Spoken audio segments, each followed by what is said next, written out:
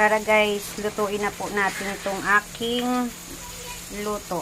Yan na guys, inita ko na ang bawang sibuyas kamatis. Napapasok ko na. Then, ilalagay na natin ang karne.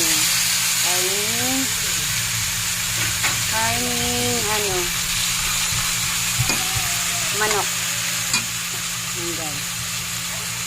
Nahaluin natin ito. Sabi na. Tingnan natin kung ano result. Yan guys, haluin lang po natin. At isabay ko na rin itong balon-balonan ng manok. Yan. Para sabay silang maluto kasi ang balonan ng manok medyo matigas. At ayan na po siya guys, kumukulo na siya. Nilagyan ko siya ng mga ricado, paminta,